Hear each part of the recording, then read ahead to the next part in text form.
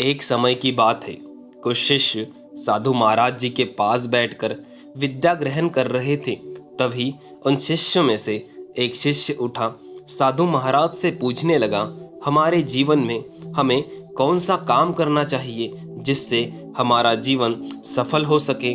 साधु महाराज जी उसकी बात सुनकर मुस्कुराए और कहने लगे, मैं इसका जवाब तुम्हें कल दूंगा।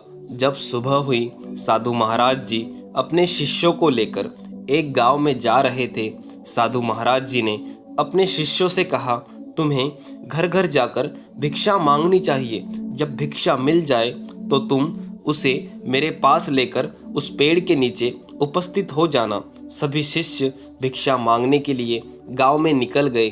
कई शिष्यों को कुछ नहीं मिला और कुछ दूसरे शिष्यों को खाने में कुछ मिल गया और वह सभी इकट्ठा करके उसी पेड़ के नीचे साधु महाराज जी से मिले। साधु महाराज ने सभी शिष्यों से पूछा, तुम भिक्षा लेकर आ गए? तो सभी शिष्य बोले, हम सब यहाँ उपस्थित हैं। साधु महाराज ने कहा, कल किसी ने मुझसे एक प्रश्न पूछा था कि हमें हमारे जीवन में कौन सा काम करना चाहिए जिससे हम हमारे जीवन में सफल हो सके। साधु महाराज की यह बात सुनकर वह शिष्य खड़ा हुआ और कहने लगा, साधु महाराज, मैंने ही आपसे कल प्रश्न पूछा था। साधु महाराज ने कहा, आज तुम लोग सभी भिक्षा मांगने के लिए गांव में गए थे।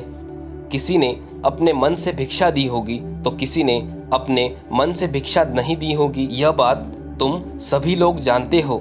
जिसने अपने मन से भिक्षा दी है, हमें उसी के अनुसार हमारे जीवन में कार्य करना चाहिए। हमें हमारे जीवन में वही कार्य करना चाहिए जिससे सबको खुशी प्राप्त हो, और वह भी अपनी इच्छा से करने पर। जब तुम यह काम करोगे तो सही मायने में तुम अपने जीवन में सफल होने के लिए आगे बढ़ जाओगे। इसलिए हमारे जीवन में हमें अच्छे काम करते रहना चाहिए और हमें जो काम खुद को खुशी देते हैं वो काम करने चाहिए। साधु महाराज की यह बात सुनकर सभी शिष्य सहमत होने लगे और वो अपने जीवन में अच्छे काम और जिस काम को करने पर उनको खुशी प्राप्त होती है और सबको भी खुशी प्राप्त होती है, ऐसा काम करने लगे।